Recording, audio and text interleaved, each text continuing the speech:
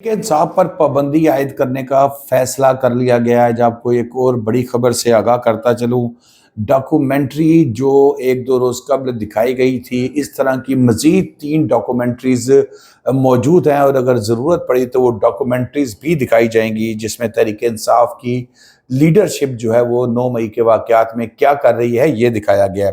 Committee تشکیل دے دی گئی ہے، اور یہ کمیٹی 14 روز میں جو ہے وہ اپنی رپورٹ پیش کرے گی اور حتمی فیصلہ کیا جائے گا۔ دوسری جانب تحریک انصاف کے چیئرمین عمران خان صاحب کا بین الاقوامی جریدے میں شائع ہونے والا جو انٹرویو تھا، اس نے کافی زیادہ تھرتھلی ڈال دی تھی۔ اب یہاں پر سابق وزیر اعظم میاں محمد نواز شریف صاحب کو تیار کیا گیا ہے۔ میاں صاحب جو ہے وہ اسی بین الاقوامی جریدے میں اس کا ریبٹل جواب دیں گے، جو کہ سابق چیئرمین تحریک انصاف کے آرٹیکل میں لکھا گیا ہے۔ یہ بڑی دلچسپ صورتحال ہے، اس پر بھی میں آپ سے بات کروں گا۔ تیسری خبر ہے جی، تحریک انصاف کے لوگوں کے لیے ایک اچھی خبر ہے۔ آج کل تو بڑا مشکل کام ہوتا ہے تحریک انصاف کے لوگوں کے لیے کوئی اچھی خبر تلاش کرنا۔ ایک طرف تو مشکلات ہیں جو روز بروز بڑھتی جا رہی ہیں، دوسری طرف کچھ آسانیاں بھی نظر آنی شروع ہو گئی ہیں، اور آج تحریک انصاف کی ایک لیول پلینگ فیلڈ سے متعلق جو کیس تھا، اس میں ایک جج صاحب جسٹس مسرت ہلالی صاحبہ جو ہیں، ان کی جانب سے چیف جسٹس کے سامنے ہی بڑے ریمارکس دیے گئے، اور الیکشن کمیشن کو تنبیہ کر دی گئی ہے کہ ذرا تھوڑا سا سمجھ کے اس پر بات کریں گے۔ سب سے پہلے بات کرتے ہیں جی، تحریک انصاف پر پابندی کیسے عائد کی جائے گی، اور میں کس طرح اس خبر کو جو ہے وہ آپ سے شیئر کر رہا ہوں، کس بنیاد پر۔ تو جی 2 روز قبل آپ کو پتہ ہے ایک ڈاکومنٹری دکھائی گئی تھی تمام چینلز کے اوپر آلموسٹ، جس میں جو تحریک انصاف کی لیڈرشپ ہے یہ آوازیں بھی لگا رہی ہے، یہ نام بھی لے رہی ہے، اور کہہ رہی ہے جلا دو، لگا دو، یہ کر دو، وہ کر دو، اور اکسا رہے ہیں عوام کو، اپنے لوگوں کو اکسا رہے ہیں۔ حقیقت ہے کہ اس وقت جو ماحول بنا ہوا تھا وہ اسی قسم کا ماحول لگ رہا تھا کہ لوگوں کو جو ہے وہ اکسایا گیا، لوگ جو ہے وہ کسی بھی صورت جو ہے وہ تلے ہوئے ہیں کہ کچھ بھی کر دیں۔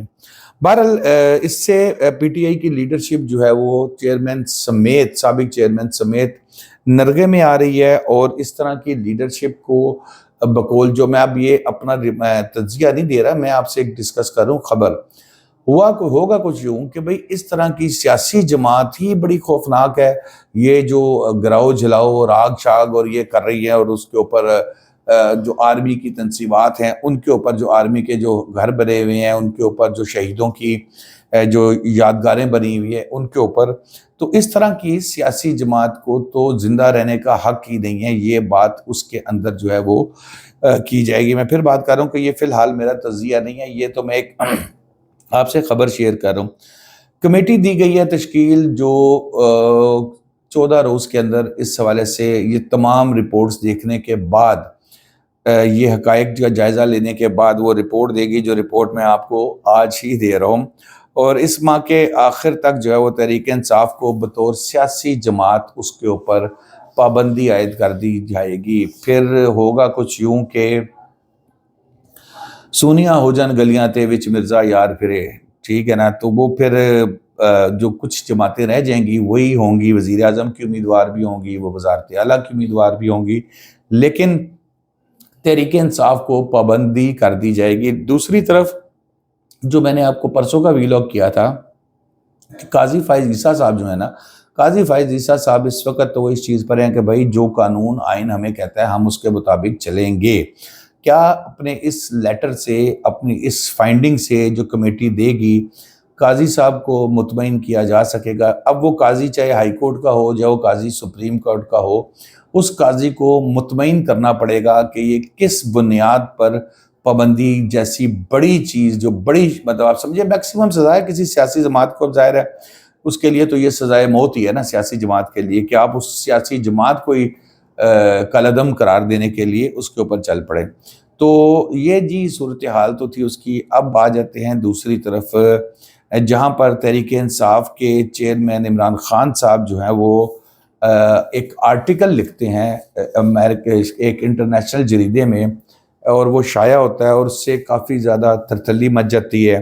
کہا جاتا ہے کہ جی یہ تو بڑا نقصان ہو گیا ملک کو، اور بڑا خوفناک، سابق وزیر اعظم نواز شریف صاحب بھی جو ہے اب اس کا جواب الجواب دیں گے، اور اس کے تمام سوالات جو اس میں عمران خان صاحب کی جانب سے جو باتیں کی گئی تھی وہ میں تھوڑی سی آپ سے شیئر کر دوں. جو انہوں نے کہا تھا کہ الیکشن کمپین چلانے سے دور رکھا جا رہا ہے.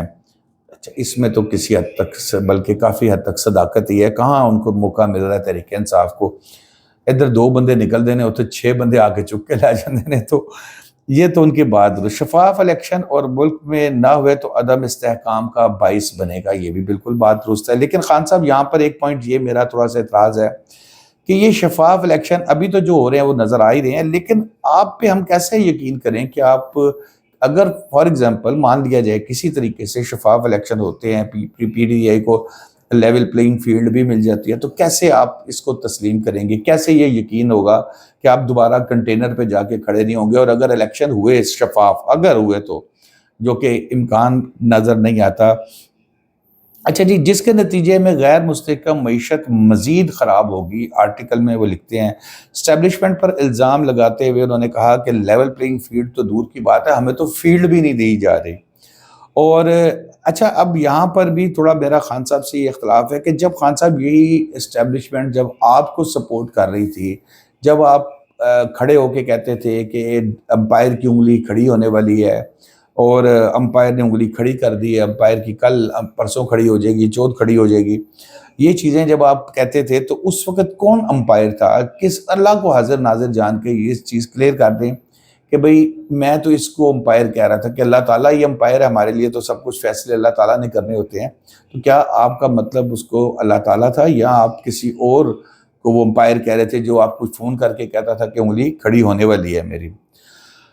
امریکہ کے اس کہنے پر ایسا کیا گیا، میرے خلاف تحریک عدم اعتماد لائی گئی، اور پھر وہ کہتے ہیں کہ پی ٹی آئی کے علاوہ تمام جماعتوں کو مہم چلانے کی اجازت دی جا رہی ہے. بالکل درست کہتے ہیں.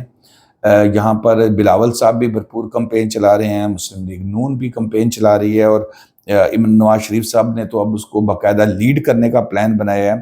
اور واحد الیکشن، شفاف الیکشن ہی پاکستان کی بچت کا راستہ ہے. تو یہ تو وہ باتیں ہیں جی جس کے اوپر میں سمجھتا ہوں کہ کسی حد تک خان صاحب کی باتیں درست ہیں. لیکن کیا خان صاحب آپ کو موقع ملا تو کیا آپ پھر وہی کریں گے جو آپ نے پہلے کیا تھا، یا اس دفعہ کچھ بہتری ہوگی؟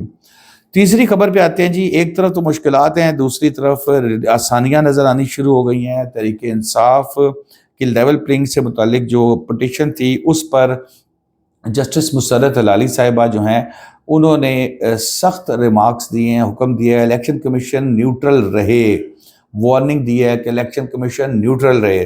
ٹی وی پر کاغذات چھیننے کے واقعات سامنے آ رہے ہیں. جسٹس مسرت ہلالی صاحبہ جو ہیں وہ کہتی ہیں چیف جسٹس کے سامنے خطرناک سوال پوچھ لیے گئے، اور اس کے علاوہ پوچھ لیے گئے سردار لطیف کھوسہ اور قاضی صاحب کے درمیان میں. پھر وہ ٹام اینڈ جیری وہ کسی نے شیئر کیا ہوا تھا کہ وہ جی سپریم کورٹ کیا کرنے جاتے ہیں، کہا جی میں ٹام اینڈ جیری دیکھنے آتا ہوں.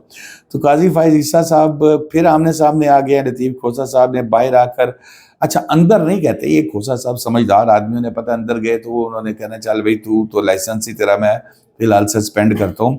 لطیف کھوسہ نے باہر آ کر قاضی فائز عیسیٰ کے قاضی لکھنے پر اعتراض لگا دیا. قاضی فائز عیسیٰ نے پی ٹی آئی کے بلے کا نشان درخواست پر ہنگامی طور پر سماعت کے لیے جو ہے وہ بینچ مقرر کر دیا. اچھا، اب سردار میں اور قاضی میں تھوڑا سا فرق ہے. ہمارے بڑے پیارے ایک دوست ہیں جی قاضی طارق صاحب، اب وہ تو ہمارے جرنلسٹ ہیں، اب یہ نہیں پتا کہ وہ قاضی کیوں لگاتے ہیں، کیا ہے یہ میں ان سے تفصیل لوں گا کہ بھئی یہ قاضی کیوں لگایا جاتا ہے. کیا یہ کوئی ذات ہے قاضی، یا کیونکہ قاضی تو قاضی ہوتا ہے جی، وہ ابھی تو منصب پہ بھی بیٹھے ہیں فی الحال، جب تک ریٹائر نہیں ہوتے تب تک تو وہ اپنے نام کے ساتھ قاضی لگا سکتے ہیں، باقی بات کی بات ہے. تو دوستو اب تک کے لیے اتنا ہی. شاداب ریاض کو اجازت دیجیے. اللہ حافظ.